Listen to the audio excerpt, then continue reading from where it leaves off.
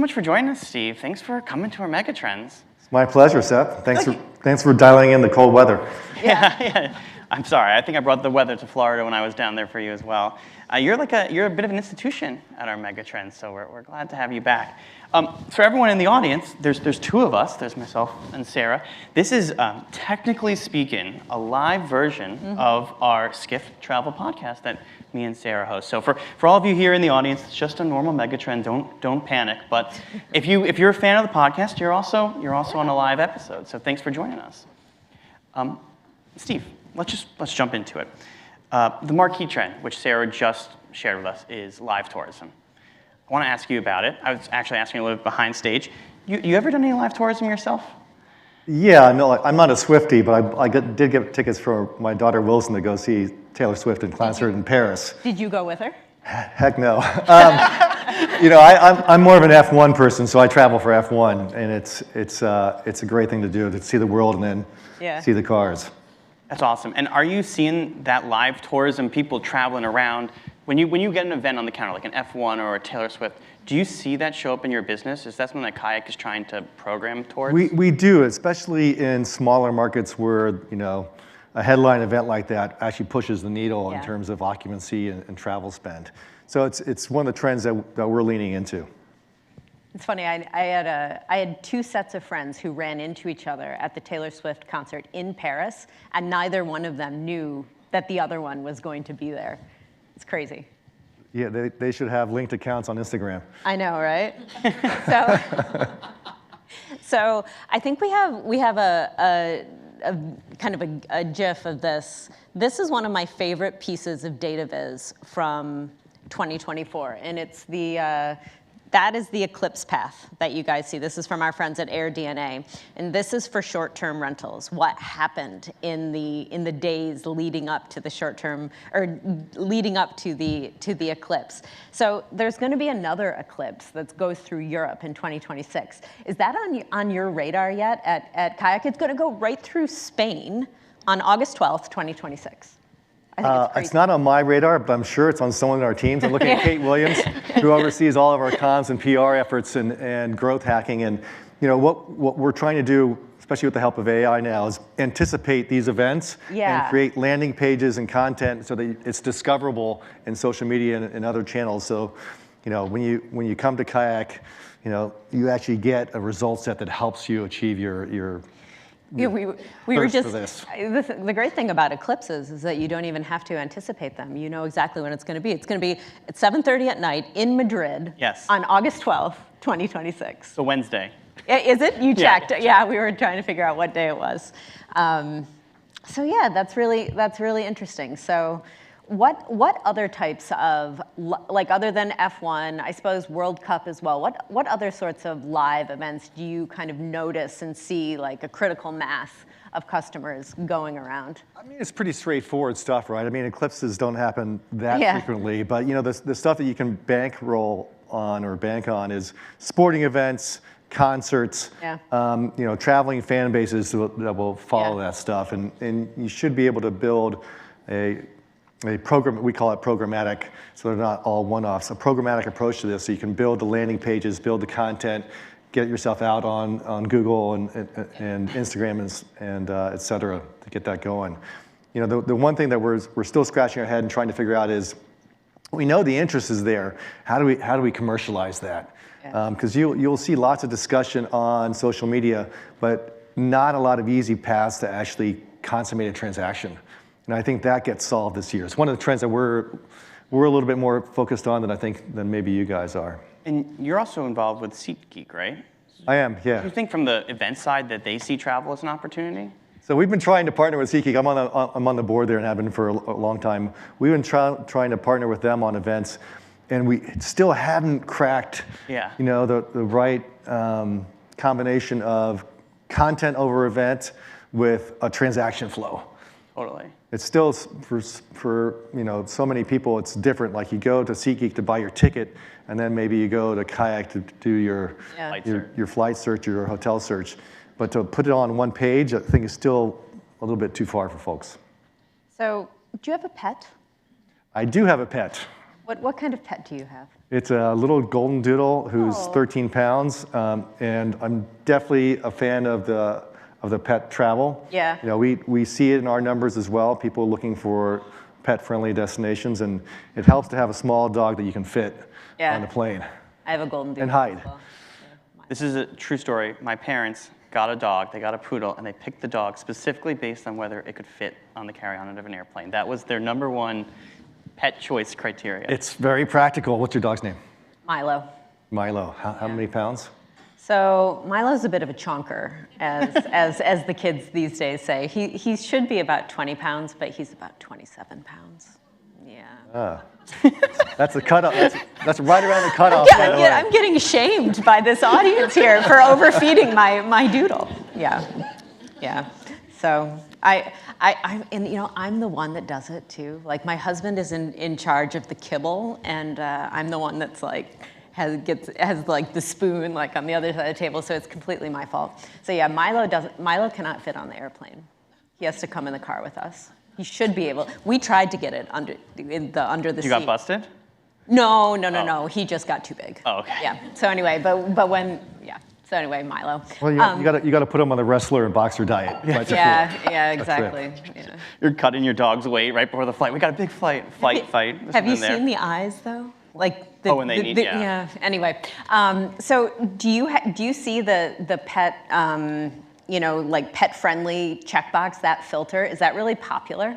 It's more popular than it used to be. I think it's around 6% of queries. I'm looking at Kate, just to memorize my talking points. So it's still relatively small, but for that 6% of people, it's a really important thing. It's only and it does guide their decision making. I'm surprised. It's not more than 6%. 6% is a lot of searches. Well, how many trips do you take your dog on? Right, so I fly for business all the time. I don't even think about taking the dog. But if I'm flying with the kids, damn it, the dog's got to come. Yeah, yeah. We just normally take them on road trips. Again. Well, I wanted to ask you about one of our other big trends is about influencers, about social media, the creator economy, and I think this is a really important trend. It has to do with directly in KAYAK's wheelhouse, how people search, discover where they want to go, how they want to get there, what they want to do. What are your thoughts? Influencers are nothing new, but influencers integrated more deeply into the brands, into the e-commerce, into owning the transaction. That is something pretty cutting edge. What are you seeing with your social media partnerships at KAYAK? Yeah, so I think social media is finally growing up because their audience is growing up. So it used to be that we didn't care too much about Instagram and Snapchat and others, because with the eyeballs that were there were so young. The reality is now the eyeballs that are there and the engagement, they're starting to buy stuff. Yeah. And if you look at Google traffic and other channels that traditionally we've been very focused on, they're starting to stagnate. And I think AI and answer engines are going to accelerate that. So we've got our marketing team thinking very, very hard. What is KAYAK's role in facilitating commerce on those social media sites? So it's all about enabling creators to suggest hotels or destinations, and then when the consumer clicks on that, to actually monetize it. And I think there's a lot of companies who are in this space already. Amazon does a very nice job at this. Expedia is probably the travel companies that's most ahead of us on this too. They've gone with a curated list of creators. We're going to try to go mass market with it. So Seth, you can share your favorite destinations, and if someone actually buys through that, you get paid. It's pretty cool. So we'll take social media and try to turn that into a performance marketing channel. And by doing that, will you be able to, measure the results better? Like, I think one of the challenges with social media is you put a bunch of money into the social media space, and do you get something back? I don't know. Yeah, so we'll just basically treat you as an affiliate. So if we can't measure it, by definition, it's not a performance marketing channel, right? I think we're not the only company thinking about this hard, but I think we've got, we're pretty nimble at KAYAK, so I think we're ahead of a lot of other companies. But yeah, Sarah, same thing. If you put up a recommendation, including for restaurants, because OpenTable is also looking at this too. And someone clicks on that, or we can look at view through credit, and then we look at click credit and actually make a reservation. You get paid. the restaurant social media thing, especially here in New York and in Miami, it's out of control. There's a whole sub-market of influencers just every single bite they eat. And people book travel on it. I did a big trip to Japan, and I can tell you, my partner, every single restaurant we were going to eat at was pretty much social media vetted before we even took off. Yeah, show of hands. Who here uses Belly? Yeah, we need a Belly for travel. It's going to happen. Interesting. So Google, or AI, has been a big problem for Google, and Google has been a big problem for you. So is the enemy of your enemy your friend here? Is AI good for Kayak? Gosh, I don't know yet. I think everyone's looking to see what does AI do ultimately. I think Google's been at the forefront of AI for a long, long time since they bought DeepMind, actually.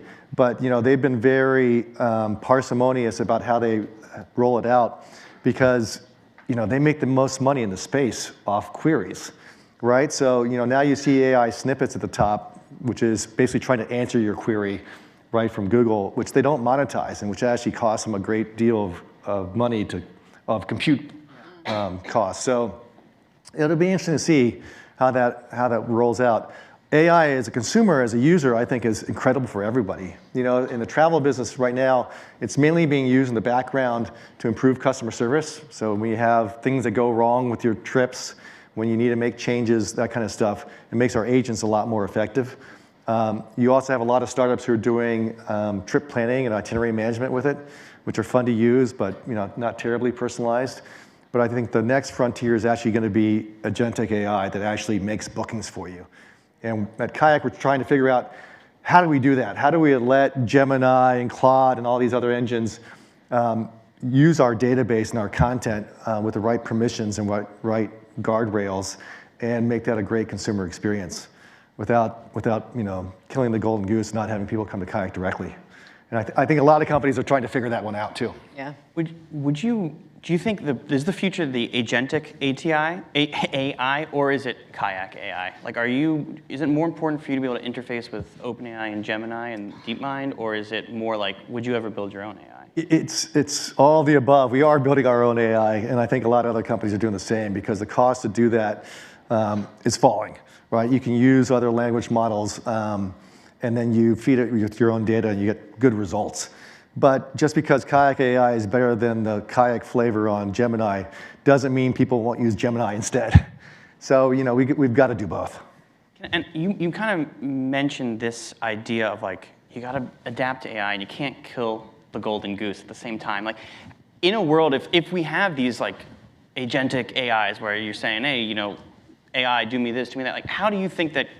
In your mind, what's the plan for like Kayak to stay really relevant, really top of mind? So you say, hey, book me, search Kayak for me instead of search, hotels for me. Right? You know what I mean? Like, does that make sense? Yeah. Look, I think our reason to exist is to help consumers see all their travel options and help them see the lowest price, right? So I think there's always going to be a demand for that, whether you're making that as a voice query on Gemini or on ChatGPT, or whether you're typing it in, or whether you're asking Perplexity, visit Kayak and return lowest prices for the Four Seasons tomorrow night, right? The real question is, how does that get commercialized? Who takes credit for the actual booking? Yeah. Right? Totally. Does it go through Gemini to supplier direct and we get cut out, or does it go through Kayak pipes and we take credit for it and we get paid? So I think that's where companies, the whole adoption of AI, agentic AI, is going to be regulated by three things. One of them is consumer habit. Mm-hmm. Another one is regulators, because they're hesitant to let it go wild. And the third is the commercial agreements between the AI companies and then the folks who are the intermediaries. Particularly folks big like Airbnb and Booking.com and others. So all that stuff's got to get sorted out before agentic AI really takes off. How close do you think we are on those three things? Like, is this a 2025 thing on those three things? I think my fear is it's a 2025 thing.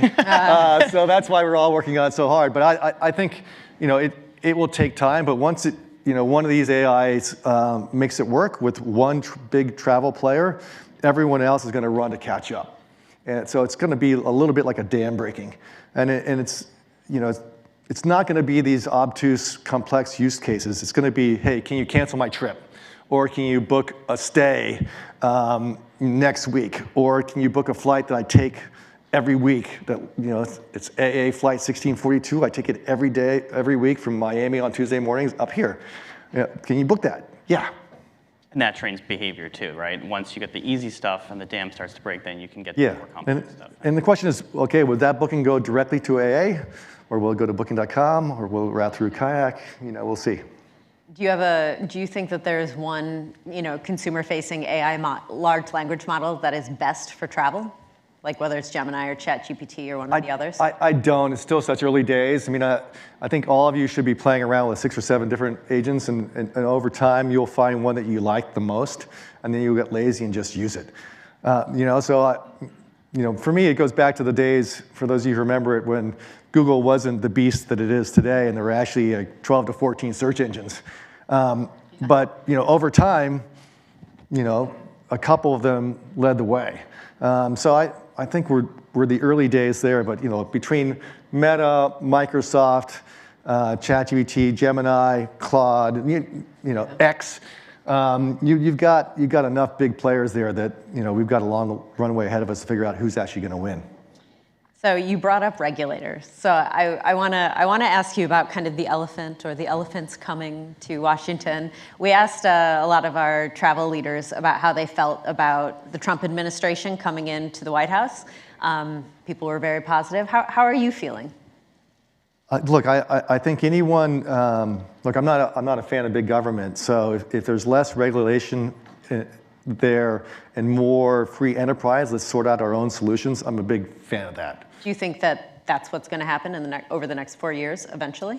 I have no crystal ball on that. And I think the folks who are making decisions on regulation and AI probably don't understand it very well and probably don't use these tools.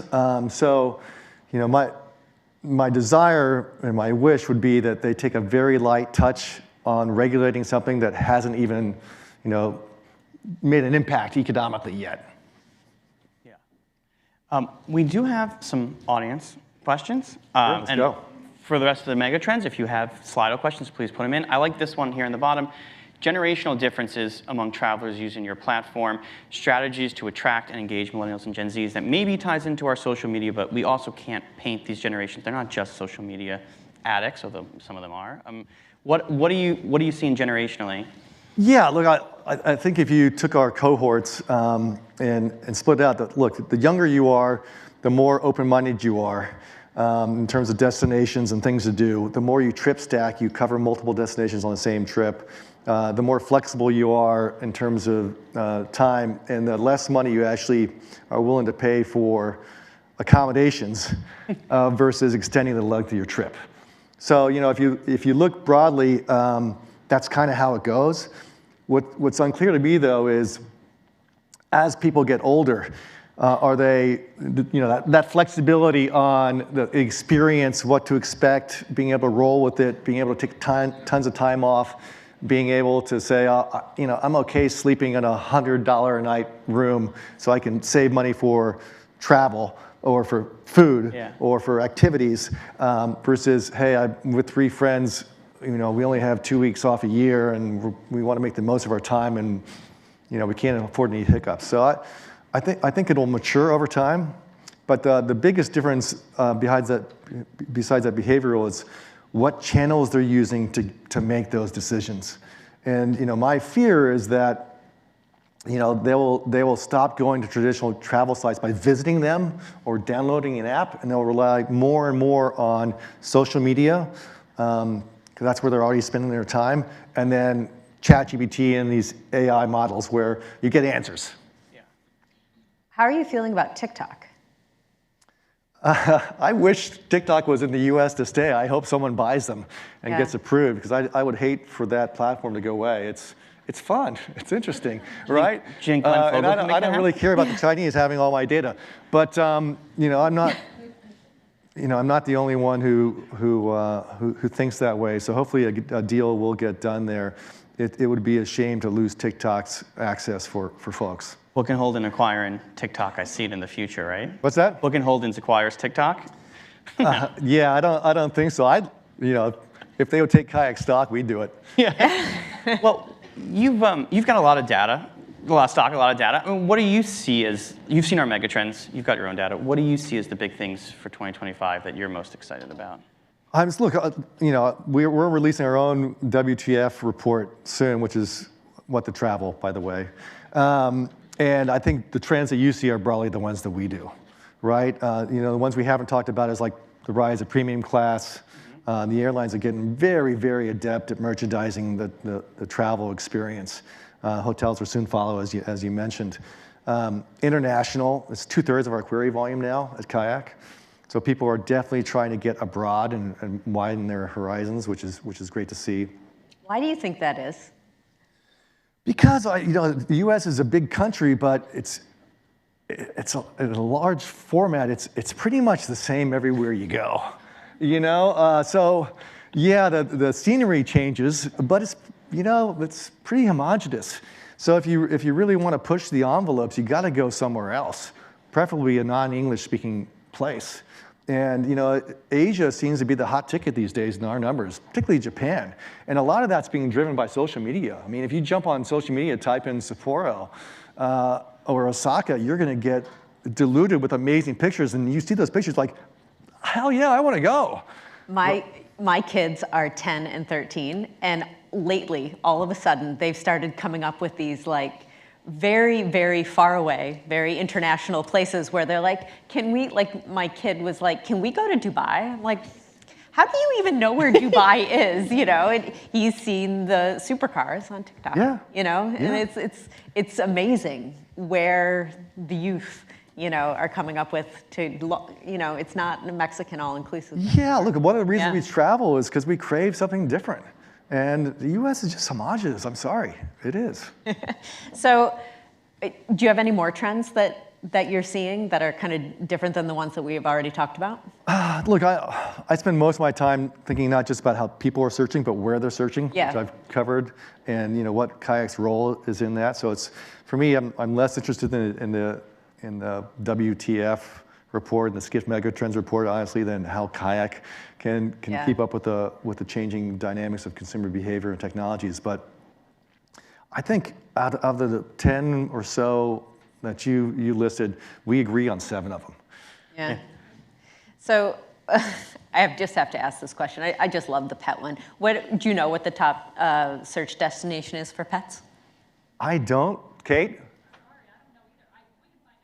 Yeah, we can definitely find out, but I don't. I mean, I would suspect that it's different for flights versus for hotels, road trips. Yeah. But I don't know. My guess would also be that it ties in with our top destinations, which would be New York, LA, etc. We actually had another question about New York, which asked if there were any specific New York City trends that you saw. The biggest trend we've seen in New York is really strong consumer interest to come here and really high prices as a result. What do you think about and I don't think the city did itself any favors by taking the prohibitive measures they have against Airbnb. That got a murmur from the crowd. Yeah, you all are very interested in that. Yeah, how many people here came in or are actually paying to stay the night? Very few. Okay, so you guys don't care that much in the room, but I got to tell you, when you look at hotel rates on Kayak, they're way up for New York. And I'm like, gosh, you tend to see lots of bad headlines about crime, et cetera, in New York, and hasn't stopped people from coming. Yeah, and New York hotels are. Yeah, you don't get a lot of. Yeah, exactly. You don't get a lot of space for your bang for your buck necessarily. No. Yeah, Sarah. Oh, okay. So let's go to some more questions related to generations. How closely should Gen Alpha, so these are my kids, be catered to? It's the TikTok generation. Yeah, look. Ultimately, every company wants to chase the youngest generation right at the edge of when they start spending money. Yeah. And Gen Alpha is approaching that rapidly. Some of them already are there. So we're very attentive to that. Because consumer behavior does shift like it's just not cool to use Google anymore. For some of these folks, it's not cool to use desktop or laptop for a lot of these folks too. So we're very attentive to that. I wish I had the answer, but I do think it's going to be something with agentic AI, answer models versus Google search results, and then social media. We see that influencers, creators, whatever you want to call them, they really do move the needle on people. There used to be in my generation, we'd go to TripAdvisor, and say, oh, look, TripAdvisor, let's read these reviews. You don't have to read reviews anymore. You can get a synopsis of a hotel that you saw on an influencer feed, and you say, hey, I trust that influencer's recommendations on fashion, other verticals, places to go. Yeah, I'll trust that. I'll quickly throw that into ChatGPT, and I'll get a summary of all the reviews for that hotel or for that destination, and let's book. So that's where we need to go. Have you ever had the experience of looking at an influencer and they're giving recs to people and it's about like Miami or New York City and you're like, these are terrible. And you're like, who's listening? I do. For sure. I mean, use any of those itinerary management AI startups and type in your stuff. You'll get crappy restaurants, and some crappy hotels. So I think ultimately what you're going to care about is people that you trust. And it's going to be really easy to tease out from the people that you trust where you should be going and where you should be staying and where you should be eating. And that's going to come about. It's going to be really great for the travel industry as a whole, because if you make things easier, typically consumption of it goes up. What's still unclear is how does the share of bookings get translated across the companies and where the commercials and the economics. Multi-million-dollar question. I mean, bigger than that. Billion-dollar question. Multi-billion-dollar question. Absolutely. Well, yeah. Are you seeing changes in Google's actual meta search auction? Like, are you seeing changes start to happen there? Speaking of that billion-dollar question. Yeah. Look, what's interesting about Google is now that they have to devote more real estate to AI answers, they're getting much more commercially minded on the stuff below that. So it's kind of like Amazon, how Amazon has evolved, where there's no real organic search results on Amazon. It's all sponsored. It's all ads. And Google is going to go that way. So I think the whole SEO links, free links down below the fold on Google, that's going to be page 2 or 3. And it's all going to be paid on the front because they simply have to preserve their revenues. And we're certainly seeing that in KAYAK's numbers. Our SEO business is going down. I thought it would disappear 20 years ago, by the way. So I'm very thankful that Google didn't. We got a free 20 years from that perspective, right? And our paid traffic is going up. And so you're talking about trust, you're talking about traffic change, you're talking about all this stuff. I mean, how do you make sure that KAYAK is a place that consumers trust for their travel? Well, look, they come to us to see all their travel options and to see the lowest prices. So the first thing we have to do is get those basics right. The second thing we have to do is have a great user experience. So we have to find the right balance between organic results and ads. We found that on apps. So if you have the KAYAK app, it's an awesome experience. It's not polluted by ads. Desktop, less so. For those of you who are still using desktop to search KAYAK. And then MWeb is it's right in the middle. I used the KAYAK app to book a hotel in Minneapolis just last night. It was very easy. Thank you. You helped pay for my airfare this morning. There you go. All right. So Steve, thank you so much for joining us today. This was great. Thanks, Sarah. Thanks, yeah, Seth. thank you so much. Thank you, everybody. Thanks for coming.